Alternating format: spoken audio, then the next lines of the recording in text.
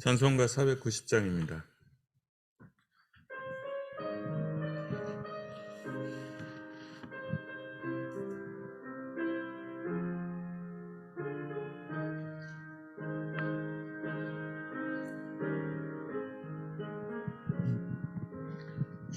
주여 지난 밤 내 꿈에 배웠으니 그 꿈 이루어 주옵소서. 밤과 아침에 계시로 보여주사 항상 은혜를 주옵소서.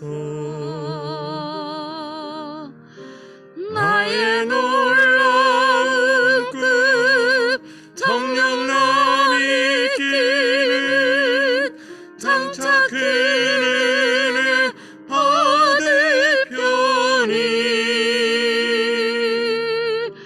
나의 놀라운 꿈 정령 이루어져 주님 얼굴을 배우리라. 마음 괴롭고 아파서 낙심될 때 내게 소망을 주셨으며 내가 영광의 주님을 바라보니 앞길 환하게 보이도다. 나의 놀라운 꿈 정령남이 끼는 장차 그 은혜 받을 편이 나의 놀라운 꿈 정령 이루어져 주님 얼굴을 배우리라. 세상 풍조는 나날이 변하여도 나는 내 믿음 지키리니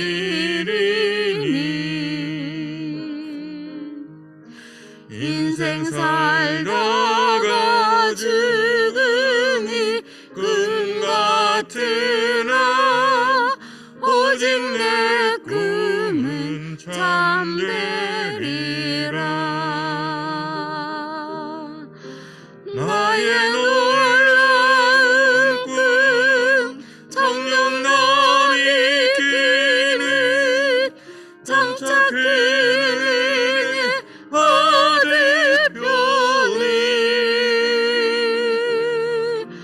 나의 놀라운 꿈 정령 이루어져 주님 얼굴을 배우리라.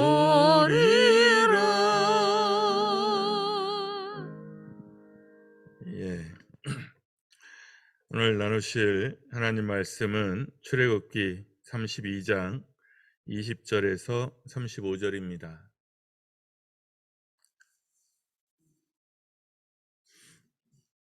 출애굽기 32장 20절에서 35절까지 교독하겠습니다. 모세가 그들이 만든 송아지를 가져다가 불살라 부수어 가루를 만들어 물에 뿌려 이스라엘 자손에게 마시게 하니라.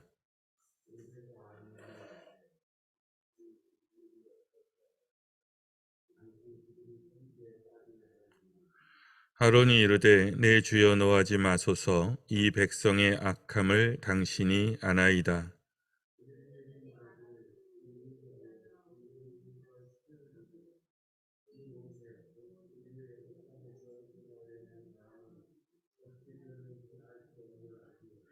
내가 그들에게 이르기를 금이 있는 자는 빼내라 한즉 그들이 그것을 내게로 가져왔기로 내가 불에 던졌더니 이 송아지가 나왔나이다. 이는 아론이 그들을 방자하게 하여 원수에게 조롱거리가 되게 하였음이라. 이에 모세가 진문에 서서 이르되 누구든지 여호와의 편에 있는 자는 내게로 나아오라 하매 레위 자손이 다 모여 그에게로 가는지라.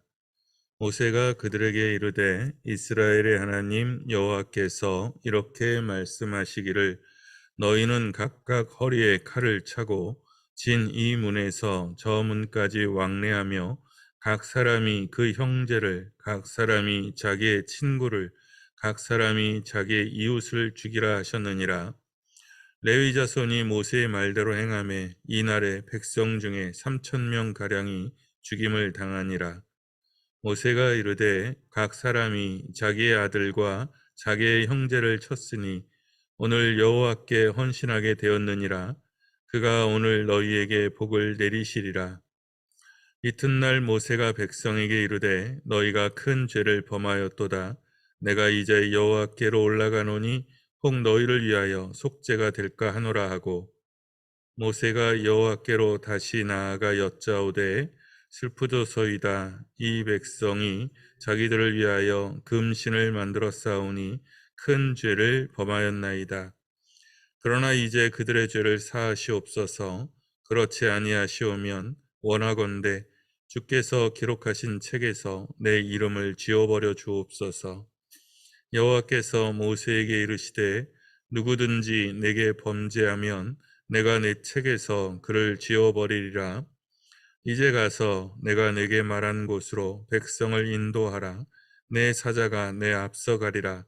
그러나 내가 보응할 날에는 그들의 죄를 보응하리라.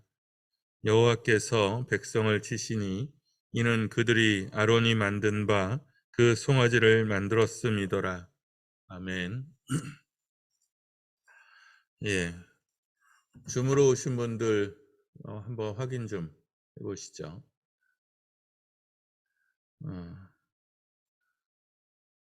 예, 소리가 들리는지 모르겠어요. 가고 있어요? 예, 반갑고요. 좋은 하루 되시기를 바랍니다. 이스라엘이 금송아지를 만들었고요. 그리고 이계적인 축제를 했죠. 산에서 내려온 모세가 그 꼴을 보고 손에 들고 있던 그 증거판을 던져서 깨뜨렸습니다. 하나님 분노 앞에서 이스라엘을 위해서 최선을 다해서 중보했는데 정작 자기가 와서 보니까 이 사람들의 죄가 자신 상상 너머에 있었던 거죠. 모세가 금송아지를 불에 태워서 불사르고 가루를 만들어서 그것을 물에 뿌려서 사람들로 하여금 마시게 합니다. 두 가지 뜻이 있어요. 우상의 무력함을 나타내는 거고요. 그리고 죄의 대가가 참으로 쓰다라는 것을 보여주는 겁니다. 학자들은 그래서 이 금송아지가 금으로 만든 게 아니고 나무로 만든 다음에 도금한 것으로 보통 그렇게 봅니다. 그러니까 금 자체로 보면 태워가지고 가루로 만들기가 어려워요. 그러니까 태울 수 있는 송아지니까 나무로 만들어서 금으로 도금한 것으로 이해합니다. 어쨌든 그 다음에 아론을 불러서 경의를 묻죠. 책망하기도 하고요. 근데 아론이 굉장히 비겁한 모습을 보여주잖아요. 이스라엘의 악함을 당신도 알지 않습니까? 이런 표현은 말 잘하는 사람들이 자주 쓰는 화법이에요. 그러니까 여러분도 알지 않겠어요? 여러분도 알지 않아요? 뭐 이렇게 이게 그 알든 모르든 상관없이 듣는 청중을 자기 편으로 끌어들이는 형태의 화법이거든요. 이게 강조 화법으로 보통 이제 쓰는 건데 그렇게 쓰면 뭐 나쁜 화법은 아닌데 보통 이제 죄 지은 사람들이 이런 식으로 끌어들일 때는 너나 나나 다 똑같은 사람 아니냐 하는 형태로 가는 화법이에요. 그리고 백성들에게 책임을 미루죠. 금을 가져오라고 해서 불에 던졌더니 송아지가 나왔다. 이게 말이 안 되죠. 굉장히 우리 식대로 하면 유체이탈 화법이라는 거죠. 마치 자기는 상관없고 자기는 아무것도 안 한 것처럼 그냥 불에 자기가 이렇게 의도 없이 던졌더니 거기 금송아지가 알아서 돼서 나온 것이냐 이렇게 표현하는 거죠. 네, 여러분, 아담도 그랬고 하와도 그랬고 오늘 아론도 그러죠. 죄를 지으면 왜 사람들이 자꾸 회피를 할까요? 죄를 지으면 왜 사람들이 자꾸 회피를 할까요? 이 사람들만 그럴까요? 잘못을 그대로 인정하고 책임을 지려고 하는 사람을 찾는 게 사실 그게 쉽지 않습니다. 근데 왜 그럴까요? 여러 이유들이 있는데 제일 큰 거는 두려움입니다. 두려움이요. 그러니까 죄를 지으면 하나님이 무서워집니다. 하나님이 무서워지고 그리고 그 죄로부터 오는 형벌, 그 대가가 되게 세죠. 그래서 되게 무서워합니다. 아론도 그랬던 거죠. 모세가 무서웠던 거고요. 하나님이 무서웠던 거고요. 그 책임을 지기에는 너무 무거워서 감당할 자신이 없는 거죠. 이럴 때 사람들은 대부분 책임을 회피하고 변명하고 핑계댑니다. 그러니까 우리나라는 융통성이 있는 나라예요. 그래서 관료들에게 대부분 융통성이 대체로 주어집니다. 그러니까 이렇게 할 수도 있고 저렇게 할 수도 있어요. 그리고 어, 지금은 뭐 그 공무원이나 관료들에게 그 책임을 묻는 것이 매뉴얼에 의해서 조금 엄해졌어요. 그래서 이제 뭐라 그럴까요? 이제 책임 회피하는 것이 좀 심해지긴 했는데 예전에 비해서는 이게 미국 사회는 굉장히 심해요.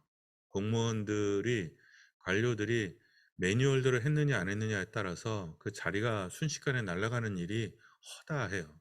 그래서 미국 공무원들은 관료들은 잘못하면 절대로 아임 소리를 안 해요. 잘못했다 소리를 절대로 안 합니다. 그걸 하는 순간 자기 자리가 날아가기 때문에 그러거든요. 그래서 진짜 이렇게 가서 선교사들이나 또는 재미교포들이나 이렇게 그 미국 관료들 겪은 사람들은 다 그 얘기를 해요. 되게 고압적이고 정직하지 않다. 근데 왜 그러냐 그러면 그 민주사회를 이루어가는 과정에서 매뉴얼들을 계속 이제 문제가 생기면 소송이 걸리고 거기에 대한 대가를 치르니까 계속해서 매뉴얼을 만들어요. 체포를 하면 뭐라고 말을 하고 그다음에 수갑을 채우고 그다음에 어떻게 하고 그 매뉴얼들이 다 있어요. 그 매뉴얼대로 안 하면 그냥 자리가 날아가요. 그러니까 뭔가 좋은 거죠. 잘못을 했으면 거기에 대해서 책임을 묻는다는 건 좋은 건데 그 책임을 묻는 게 너무 빡세지면 사람들은 부정직해져요. 회피하게 되고 그 대표적인 사회가 공산당이죠. 그리고 거기는 뭐 그냥 자리가 날아가는 게 아니라 목숨이 날아가는 수가 있으니까 사람들이 비겁해질 수밖에 없고 그리고 경직될 수밖에 없어요. 근데 그리스도인들도 마찬가지예요. 하나님이 너무 무섭게 느껴지면 그러면 책임을 회피하게 되고 변명하게 되고 핑계댑니다. 두 번째는 자존심이에요. 수치요. 이런 경우는 어른이 권위자가 아랫사람에게 잘못했을 경우죠. 그러니까 상대가 두려운 경우에는 책임을 회피하고요. 그쵸. 무서워서 회피하죠. 근데 상대가 무섭지 않은데 회피하는 경우에는 우리말로 이제 창피해서요. 수치심이죠. 그러니까 아, 체면이 깎인다고 생각하는 거예요. 여러분, 근데 믿으셔야 됩니다. 하나님은 좋으신 분이세요. 자비와 인자가 크십니다. 우리의 죄보다 크시고, 우리의 허물보다 크시고, 그리고 우리가 치러야 되는 대가보다 크신 분입니다. 죄의 결과는 굉장히 씁니다. 그건 뭐 명백해요. 그러나 죄의 결과와 하나님의 어미하심을 두려워는 하시되, 그러나 그보다 더 크신 하나님의 인내하심을 믿어야 합니다. 그리고 두 번째는 잘못을 인정하는 것이 내 가치를 깎아내리는 것이 아니라는 것을 확고하게 믿으셔야 됩니다.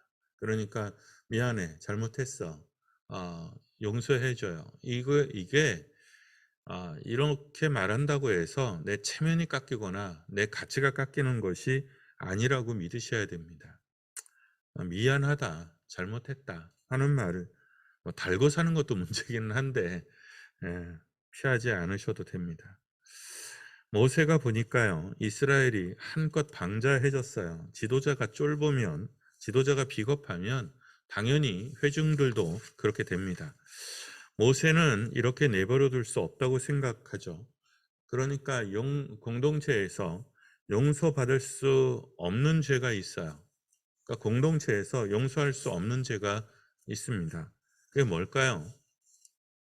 아, 그러니까 민주사회는 관용의 사회라고 그러잖아요. 모든 것을 다 관용해야 돼요. 그게 민주사회거든요. 그런데 민주사회에서도 관용할 수 없는 죄가 하나 있어요. 그게 뭘까요? 그게 불관용이에요. 그러니까 민주사회에서도 다른 건 다 관용할 수 있는데 불관용은 관용되지 않아요. 그러니까 공동체도 마찬가지예요. 어, 용서되지 않는 것, 그게 뭐냐면 회개하지 않는 마음입니다. 회개하지 않는 사람은 같이 갈 수가 없어요. 책망을 받지 않으려는 그것이 거들먹거림이든 교만이든 고집이든 거만이든 그건 약이 없어요. 그러니까 사도 바울도 뭐라고 하냐면 살인이거나 간음이거나 이런 게 문제가 아니라 교회가 그게 죄입니다 라고 말을 했을 때, 두세 사람을 데리고 가서 그게 죄입니다 라고 책망했을 때 받지 않으면 내치라고 돼 있습니다. 그러니까 함께 할 수 없는 게 뭐냐면 회개하지 않는 거예요. 그러니까 살인이나 간음이나 도둑질이나 하는 죄의 종류가 아니라 죄를 죄로 인정하고 책망을 받으려고 하느냐, 거기에 갈림길이 있어요. 이 지점이 죄에 있어서 가장 큰 갈림길입니다. 모세는 그래서 하나님 편에 설 사람을 소집하죠. 레위인들이 그 소집에 응하고 모세는 그들에게 피해 숙청을 명하죠. 레위인들은 칼을 차고 진을 다니면서 형제와 이웃과 친구 3,000명을 죽입니다. 그러니까 근데 이걸 자세하게 성경이 설명해 주고 있지 않으니까 우리가 같이 판단하기가 굉장히 좀 어려워요. 레위인들이 칼을 차고 진을 다녀서 사람을 죽였는데 모세 앞에 나온 레위인들은 도대체 누구고 죽임을 당한 사람들은 누구며 죽은 사람과 죽지 않은 사람의 차이, 그 갈림길은 뭐냐는 거죠. 수십만 명 중에서 3,000명이 죽임을 당했는데 죽임을 당한 3,000명은 뭐고, 또 송아지 만들 때 그러면 여기 있었던 사람들, 이 칼을 뽑은 사람들은 뭐 안 했냐, 그리고 왜 안 했냐, 뭐 이거 다 따져 물으면 되게 복잡해요. 그런데 어떤 재반 사정에 대해서 그 성경이 설명해 주고 있지 않아요.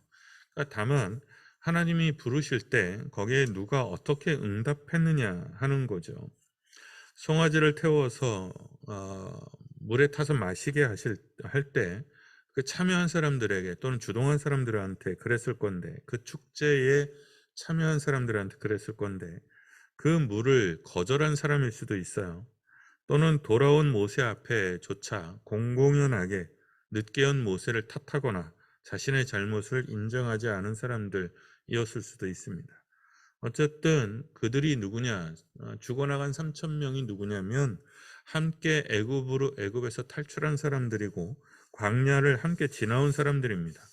친구였고 친족이었고 이웃이었습니다. 그런데 그들을 처형해야 합니다. 이건 후에도 두고두고 모세에게 정치적인 부담으로 작용합니다. 그러니까 공동체가 죄를 지어요.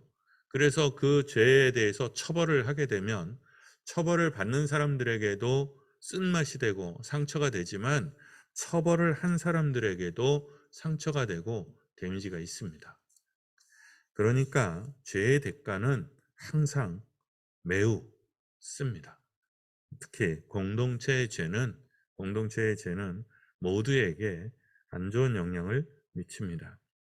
모세는 그렇게 하고서도 다시 하나님께 중보하고 간구해서 용서를 구하죠. 그래서 반용서를 받아냅니다. 이게 반용서예요. 이것도 죄가 가지고 있는 굉장히 쓴맛인데요. 하나님께서 계속해서 인도하시겠다고 하세요. 가나안 땅으로 인도하시겠다고는 하세요. 그러니까 반쯤 용서한 거죠. 그런데 다 용서한 건 아니에요. 그 잘못 형벌에 대해서 유보하시겠다는 거예요. 보응하는 날이 오면 대가를 치르게 하겠다는 거죠. 그러니까 형벌을 유예한 거지 완전히 사하지는 않았어요. 이건 뭐냐면 내가 하는 거 봐서 지켜보겠다는 거예요. 또 이러면 그때는 완전히 끝을 보겠다 하는 마음이 마음속에 남아 계신 거예요. 거기다가 이제까지는 하나님이 직접 개입하셨죠. 그리고 성막을 만든다는 건 성막의 중심에, 그 회중의 중심에 성막이 있다는 것은 하나님이 거기에 임재하신다는 뜻이고 이스라엘 백성을 직접 통치하신다는 의미잖아요. 그런데 뭐라고 하시냐면 내가 내 사자를 보내겠다는 거예요. 내 사자를 보내서 인도하겠다는 거죠. 그러니까 뭐냐면 나는 같이 안 가겠다는 거예요. 내가 직접 하지 않고 내가 천사를 보내서 내 사자를 보내서 이 일을 처리하겠다는 거죠. 그러니까 한 발 빼는 모양새죠. 그러니까 죄의 무서움은 그 대가도 대가지만 가장 죄의 무서움은 하나님과 우리를 멀어지게 한다는 거예요. 그리고 어떤 죄는 하나님의 마음을 빼앗아요. 어떤 죄는 하나님의 마음을 잃게 할 수 있어요. 그러니까 굉장히 실망스러워 하시는 모습이 여기에 담겨져 있는 거죠. 여러분, 죄를 두려워하셔야 돼요. 특히 하나님이 실망하시는 거예요. 하나님이 실망하시는 거.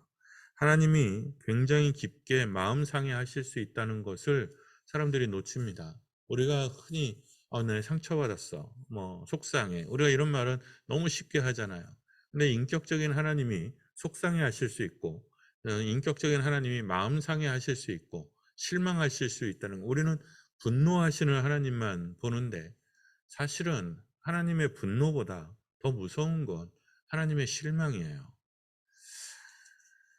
특히 우상을 섬기는 것은 바람을 피는 것으로 볼 수 있죠. 딴 마음을 먹은 거잖아요. 그래서 더욱 그런 겁니다.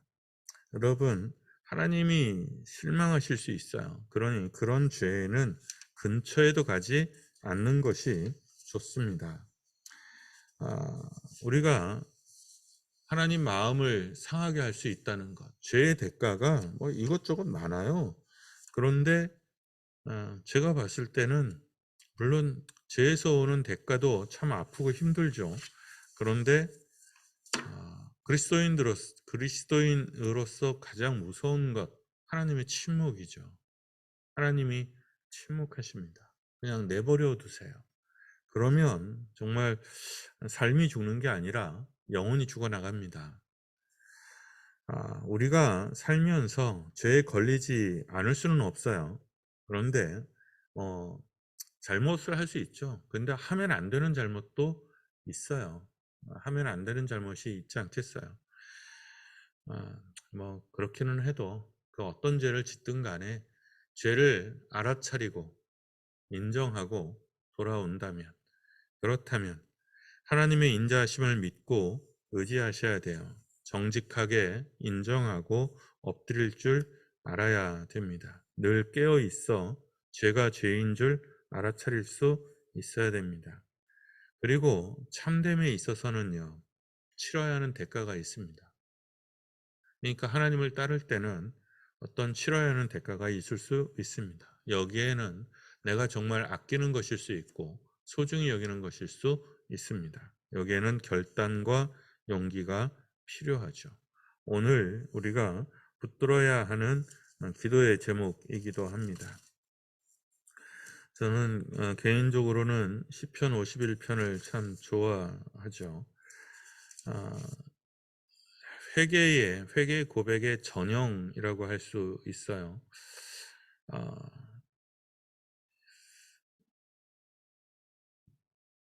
보소서 주께서는 중심이 진실함을 원하시오니 내게 지혜를 은밀히 가르치시리이다. 옷을 나를 정결하게 하소서. 내가 정하리이다. 나의 죄를 씻어주소서. 내가 눈보다 희리이다. 주의 얼굴을 내 죄에서 돌이키시고 내 모든 죄악을 지워주소서. 죄에 있어서 가장 무서운 거 하나님의 실망, 하나님께서 얼굴을 돌리실 수 있다는 거, 하나님의 마음을 접을 수 있다는 거죠. 하나님이여 내 속에 정한 마음을 창조하시고 내 안에 정직한 영을 새롭게 하소서. 오늘 기도 제목입니다. 우리 안에 정한 영을 창조하시고 정직한 영을 새롭게 하소서. 아예 나는 내가 보니까 난 아예 그냥 기본부터 썩었어. 그러니 아예 깨끗한 마음을 창조해 주세요. 그리고 정직한 영을 새롭게 해 주세요. 다윗의 가장 큰 고백 중에 하나죠. 나를 주 앞에서 쫓아내지 마시며 주의 성령을 내게서 거두지 마소서. 다 같은 말입니다. 죄는 하나님과 우리 사이를 멀어놓게 하고 하나님의 마음을 접어놓게 하는 효과가 있어요. 또 그럴 수 있어요. 이 다윗은 죄의 형벌이 무서웠던 게 아니라 하나님이 자기를 떠날까봐, 외면할까봐 그걸 더 무서워했어요. 하나님이 떠난 사람의 말로를 다윗이 너무나 잘 알았고 보았기 때문이죠. 하나님의 자비와 인내하심을 믿고 의지하게 해달라고 기도합시다. 의와 거룩과 경건에는 결단하는 마음이 필요합니다. 이 지점을 놓고 기도합니다. 해 아래 새 것이 없나니 찬양하고 기도하겠습니다.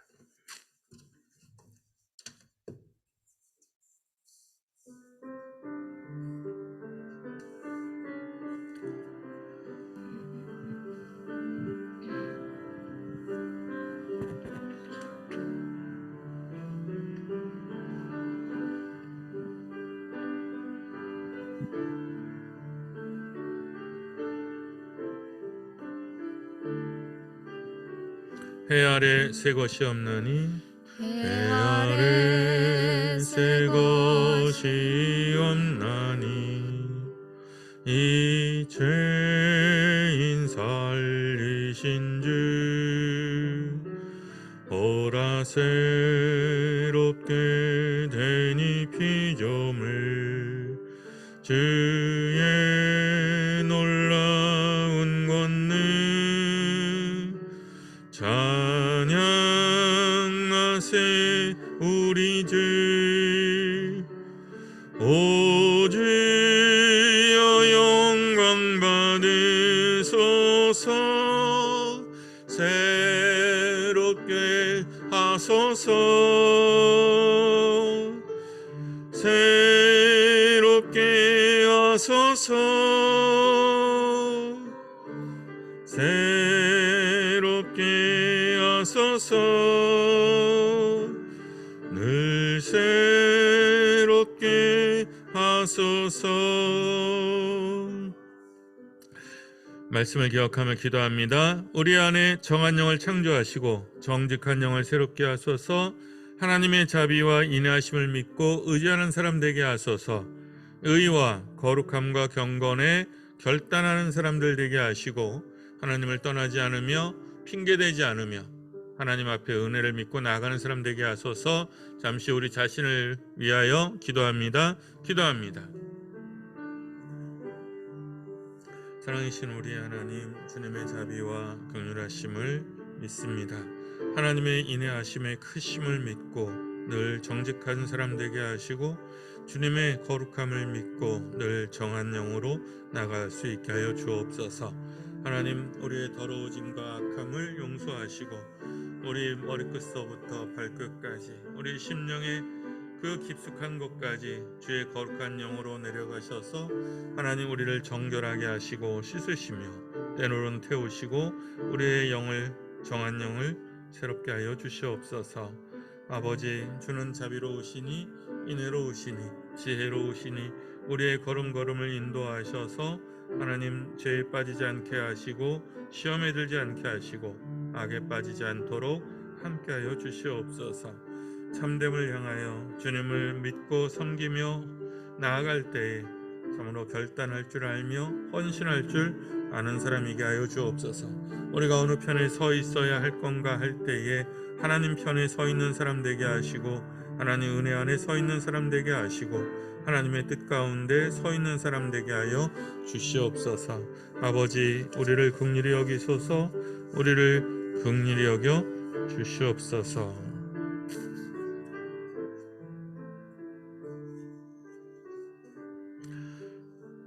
사랑이신 하나님, 우리를 긍휼히 여기소서. 우리에게 자비를 베푸소서. 늘 주님 안에서 굳건히 서는 사람들 되게 하여 주시고, 우리의 잘못과 우리의 죄보다 더 크신 하나님을 보는 사람 되게 하여 주시고, 또 그 은혜를 힘입어 늘 정직함으로 나아가는 사람 되게 하여 주시옵소서. 아버지, 물로 씻으시든 불로 태우시든 우리를 정하게 하시며, 우리의 깊은 속에 있는 죄의 쓴뿌리까지도 아버지 녹여주시고 태워 주시옵소서. 참됨과 의에 대하여, 하나님에 대하여, 하나님 편에 서는 결단이 늘 우리 가운데 있게 하시고, 이 세상에 휩쓸리지 않게 하시며, 이 어리석은 죄악에 빠지지 아니하도록 함께하여 주옵소서. 주여, 우리를 통하여 주님의 이름이 거룩하여지기를 원하고, 주님의 나라와 의가 이루어지기를 원하여 주님께서 가르쳐 주신 기도로 기도하오니, 하늘에 계신 우리 아버지, 아버지의 이름을 거룩하게 하시며 아버지의 나라가 오게 하시며 아버지의 뜻이 하늘에서와 같이 땅에서도 이루어지게 하소서. 오늘 우리에게 일용할 양식을 주시고, 우리가 우리에게 잘못한 사람을 용서하여 준 것 같이 우리 죄를 용서하여 주시고, 우리를 시험에 빠지지 않게 하시고 악에서 구하소서. 나라와 권능과 영광이 영원히 아버지의 것입니다. 아멘.